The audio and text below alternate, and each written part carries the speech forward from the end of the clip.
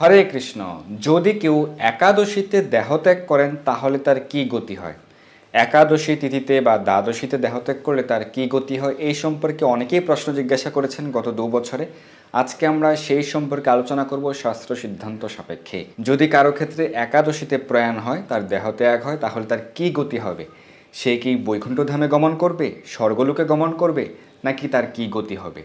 তো এই সম্পর্কে আলোচনা করার ক্ষেত্রে প্রধান যে বিবেচ্য বিষয় সেটি হচ্ছে সেই ব্যক্তি কি একাদশী ব্রত পালন করেছিলেন, অর্থাৎ তিনি কি একাদশী ব্রত পালন করা অবস্থায় একাদশীতে তার দেহত্যাগ হয়েছে বা দ্বাদশীতে দেহত্যাগ হয়েছে, এই বিষয়টি সবথেকে গুরুত্বপূর্ণ। তো এক্ষেত্রে 4টি বিবেচ্য বিষয় রয়েছে। প্রথমটি হচ্ছে যদি সেই ব্যক্তি ধার্মিক হয়ে থাকেন বা সাধু হয়ে থাকেন বা সাধারণ কোনো ব্যক্তি যিনি শাস্ত্র নিয়ম যথাযথভাবে মেনে চলেন এবং তিনি যদি প্রত্যেকটি একাদশী ব্রতই পালন করে থাকেন এবং কোনো কারণে কোনো একটি একাদশীতে তার যদি দেহত্যাগ হয় বা একাদশীর পরদিন দ্বাদশীতে দেহত্যাগ হয়, তাহলে তিনি নিশ্চিন্তে বৈকুণ্ঠ ধামে গমন করতে পারবেন। এই সম্পর্কে শাস্ত্র প্রমাণ আজকে আমরা আলোচনা করব। প্রায় 13টি একাদশী ব্রতের মাহাত্ম্য থেকে আমরা একই কথা দেখতে পাবো। দ্বিতীয় যে বিষয় সেটি হচ্ছে যদি কোনো সাধারণ ব্যক্তি তিনি একাদশী ব্রত পালন করছেন, হয়তোবা তিনি 1টি বা 2টি একাদশী ব্রত পালন করেছেন এবং সেই ক্ষেত্রে তার সৌভাগ্যক্রমে, পূর্বজীবনের সৌভাগ্যক্রমে তার একাদশীতে দেহত্যাগ হয়েছে বা একাদশীর পরদিন দ্বাদশীতে দেহত্যাগ হয়েছে, তাহলে তার কি গতি হবে? এই ক্ষেত্রে তিনি হয়তো উচ্চতর লোক প্রাপ্ত হতে পারেন, অথবা তিনি উচ্চতর লোকের রাজা হতে পারেন, তিনি বিভিন্ন দেবলোকের রাজা হতে পারেন, যেমনটি রমা একাদশী ব্রত মাহাত্ম্যের ক্ষেত্রে শোভনের ক্ষেত্রে হয়েছিল। আজকে আমরা আলোচনা করব। 3 নম্বর যে বিষয় সেটি হচ্ছে অত্যন্ত পাপী ব্যক্তি যদি কখনো একাদশী ব্রত কোনো কারণে পালন করে থাকেন, ধরুন তিনি তার জীবনে 1টি একাদশী ব্রত পালন করেছেন কিন্তু তার জীবনে অনেক বেশি পাপকর্ম করেছেন, কিন্তু সেই একাদশী ব্রত পালন করে একাদশীর দিনে তার দেহত্যাগ হয়েছে বা একাদশীর পরদিন দ্বাদশীতে দেহত্যাগ হয়েছে, সেই ক্ষেত্রে তিনি এই মর্তলোকের রাজা হতে পারেন। এই মর্তলোকে তিনি রাজা হতে পারেন বা রাজপুত্র হিসেবে জন্মগ্রহণ করতে পারেন, যেমনটি হয়েছে আমলোকে একাদশী ব্রত মাহাত্ম্যের ক্ষেত্রে, সেই শিকারের ক্ষেত্রে এরকমটি হয়েছিল, আমরা আলোচনা করব।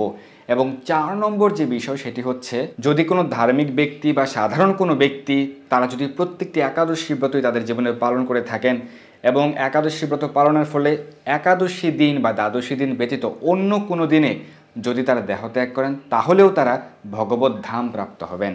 এই সম্পর্কে আমরা পাবো সফলা একাদশী ব্রত মাহাত্ম্যের ক্ষেত্রে, লম্বকের ক্ষেত্রে এটি প্রযোজ্য। এই ক্ষেত্রে একাদশী ব্রত পালন করা হয়েছিল কিন্তু একাদশীতে বা দ্বাদশীতে তার দেহত্যাগ হয়নি, অন্য কোনো সময় হয়েছে, কিন্তু তারা ভগবত ধাম প্রাপ্ত হয়েছেন। তো আমরা এই 4টি বিষয় নিয়ে আলোচনা করব। প্রথমে আমরা দ্বিতীয় পয়েন্টটি নিয়ে আলোচনা করব, সেটি হচ্ছে যদি কোনো সাধারণ ব্যক্তি বা ধার্মিক ব্যক্তি হলেও যদি তিনি তার জীবনে 1টি বা 2টি একাদশী ব্রত পালন করেছেন এবং একাদশী ব্রত পালনের ফলে একাদশী ব্রত পালন করে একাদশীতে বা দ্বাদশীতে যদি তিনি দেহত্যাগ করেন, তাহলে তিনি উচ্চতর লোকে রাজা হতে পারেন, যেমনটি হয়েছে রমা একাদশী ব্রত মাহাত্ম্যের ক্ষেত্রে, শোভনের ক্ষেত্রে। তো কার্তিক মাসে কৃষ্ণপক্ষের একাদশী ব্রত মাহাত্ম্য, রমা একাদশী ব্রত মাহাত্ম্য প্রসঙ্গে শাস্ত্রে যেটি উল্লেখ রয়েছে যে বিখ্যাত একজন রাজা মুচুকুন্দ এবং সেই মুচুকুন্দ রাজার যে কন্যা তার নাম ছিল চন্দ্রভাগা এবং সেই চন্দ্রভাগার যে স্বামী তার নাম ছিল শোভন। তো চন্দ্রভাগার পতি শোভন একবার তার শ্বশুরবাড়িতে এসেছিল, সেই মুচুকুন্দপুরে মুচুকুন্দ রাজার গৃহে এসেছিলেন এবং সৌভাগ্যক্রমে বা দুর্ভাগ্যক্রমে সেদিন ছিল একাদশী তিথি, একাদশী ব্রত। তো সেই রাজ্যের সকলেই কিন্তু অত্যন্ত সুখী ছিলেন, অত্যন্ত আনন্দিত ছিলেন, কারণ সকলেই একাদশী ব্রত পালন করতেন এবং সেই রাজ্যের সকলকেই বাধ্যতামূলকভাবে প্রত্যেকটি একাদশী ব্রতই পালন করতে হতো।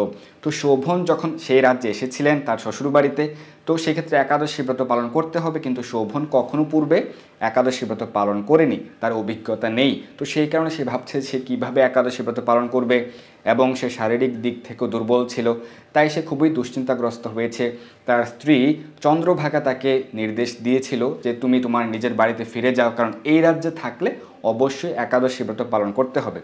কিন্তু শোভন যেতে রাজি হয়নি এবং সে একাদশী ব্রত কষ্টকর হলেও পালন করেছে, রাত্রি জাগরণ করেছে এবং পরবর্তীতে সে দেহত্যাগ করেছে এবং পরবর্তীতে সে মন্দরাচল পর্বতের শিখরে উচ্চতর লোকে সে এক মনোরম সুন্দর দেবপুরী প্রাপ্ত হয়েছিল এবং রত্ন সিংহাসনে রত্ন অলঙ্কারে বিভূষিত হিসেবে সে কিন্তু সেই রাজ্যপদ রাজা হিসেবে অভিষিক্ত হয়েছিল। দেখুন সে শোভন কিন্তু মন্দরাচল পর্বতের শিখরে সেই দেবপুরীর রাজা হয়েছিলেন, কিন্তু তার সেই দেবপুরী ক্ষণস্থায়ী হয়েছিল।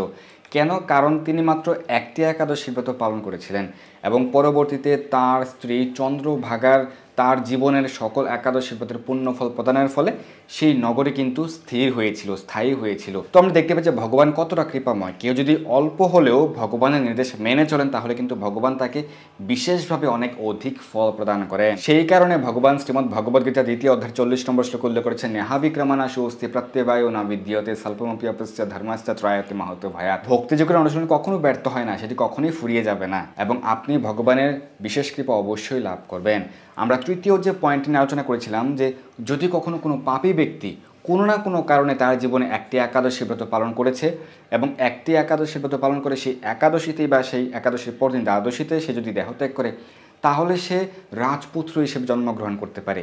এরকমটি আমরা দেখতে পাই স্কন্দ পুরাণে উল্লেখ রয়েছে। ফাল্গুন মাসের শুক্লপক্ষের একাদশী ব্রত আমলকী একাদশী ব্রত মাহাত্ম্য প্রসঙ্গে এটি উল্লেখ রয়েছে যে প্রাচীন নগরে প্রাচীন বৈদিশ নামে একটি নগর ছিল। সেই নগরের যে রাজা ছিলেন চন্দ্রবংশীয় রাজা, সেই রাজার নাম ছিল চৈত্ররথ এবং সেই রাজার রাজত্বে সেই সকল প্রজাগণ অত্যন্ত আনন্দিত ছিলেন, অত্যন্ত সুখী ছিলেন এবং সেই রাজ্যে কোনো প্রকার অভাব ছিল না এবং সকলে খুব সুন্দরভাবে শস্য উৎপাদন করতে পারতেন। সকলেই খুব প্রাচুর্যে ছিলেন, আনন্দিত ছিলেন, সুখী ছিলেন এবং সেই রাজার রাজত্বে প্রত্যেকে কিন্তু একাদশী ব্রত পালন করতেন। একবার এই ফাল্গুন মাসের শুক্লপক্ষের আমলকী একাদশীতে সকলে একাদশী ব্রত পালন করছেন এবং রাজার নেতৃত্বে সকলে কিন্তু সেই রাজ্যের একটি প্রাচীন বিষ্ণু মন্দিরে বিশেষভাবে ভগবানের পূজার আয়োজন করা হলো সেই একাদশী তিথিতে এবং 64 উপচারে খুব সুন্দরভাবে ভগবানের সেবা, পূজা, অভিষেক এবং সকলে কীর্তন করছিলেন, সেখানে অংশগ্রহণ করলেন এবং একটি শিকারী কোনো না কোনোভাবে সেই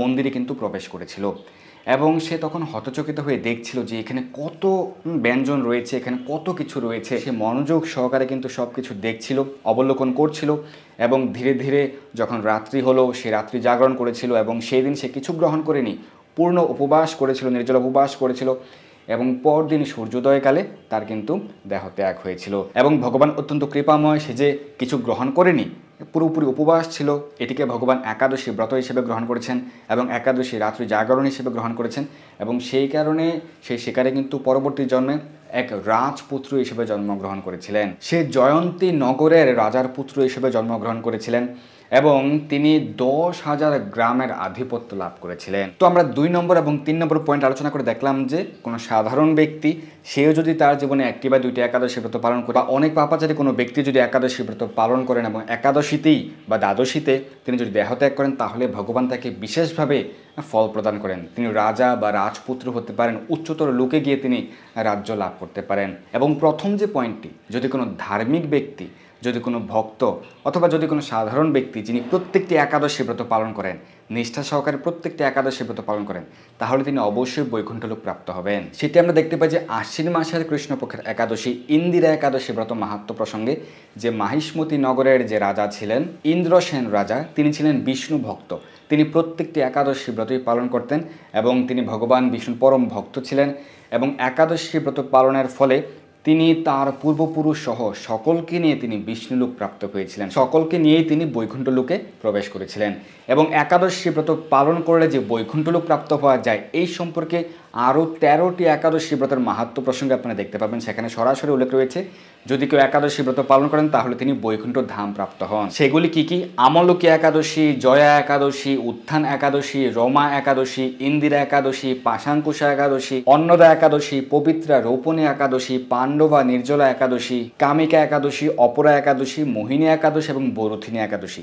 এই 13টি একাদশীর মাহাত্ম্য আপনারা যদি পাঠ করেন দেখতে পাবেন যে প্রত্যেকটিতে উল্লেখ রয়েছে একাদশী ব্রত পালন করলে বৈকুণ্ঠ লোক প্রাপ্ত হতে পারেন যদি কেউ প্রত্যেকটি একাদশী ব্রত নিষ্ঠা সহকারে পালন করেন। এবং যারা মুক্তি লাভের আকাঙ্ক্ষী তারা যে একাদশী ব্রত পালন করে মুক্তিও লাভ করতে পারেন সেই সম্পর্কে কিন্তু 4টি একাদশী ব্রত মাহাত্ম্য প্রসঙ্গ উল্লেখ রয়েছে। সফলা একাদশী, মোক্ষদা একাদশী, যোগিনী একাদশী এবং উৎপন্না একাদশী। এই 4টি একাদশী ব্রতের মাহাত্ম্য পাঠ করে দেখতে পাবেন সেখানে উল্লেখ রয়েছে যারা মুক্তি লাভের আকাঙ্ক্ষী তারা একাদশী ব্রত পালন করলে মুক্তি লাভ করতে পারেন। এবং আমরা 4 নম্বর পয়েন্টে যদি বলেছিলাম একাদশী ব্রত পালন করেছেন কিন্তু একাদশীতে বা দ্বাদশীতে তার দেহত্যাগ হয়নি, অন্য কোনো সময় হয়েছে, সেই ক্ষেত্রে তিনি ভগবত ধাম প্রাপ্ত হতে পারেন। আমরা সেটি দেখতে পাই যে পৌষ মাসের কৃষ্ণপক্ষের একাদশী সফলা একাদশী ব্রত মাহাত্ম্য প্রসঙ্গে যদিও লম্ভক কিন্তু কোনো না কোনো কারণে তার পরিবার কিন্তু খুব ভালো ছিল কিন্তু সেই লম্ভক কোনো না কোনো কারণে সে কিন্তু অসৎ সঙ্গে মিশে গিয়েছিল এবং অসৎ কার্য করছিল করছিল এবং পরবর্তীতে একাদশী ব্রত পালন করেছিল এবং একাদশী ব্রত পালন করে একাদশীতে বা দ্বাদশীতে তার দেহত্যাগ হয়নি, পরবর্তীতে হয়েছিল, কিন্তু সে কিন্তু ভগবত ধাম প্রাপ্ত হয়েছিল। অর্থাৎ যারা একাদশী ব্রত পালন করছেন ভগবানের প্রীতি বিধানের জন্য, ভগবানের সন্তুষ্টির জন্য, সেক্ষেত্রে অবশ্যই ভগবান আপনাকে সদ্গতি প্রদান করবেন।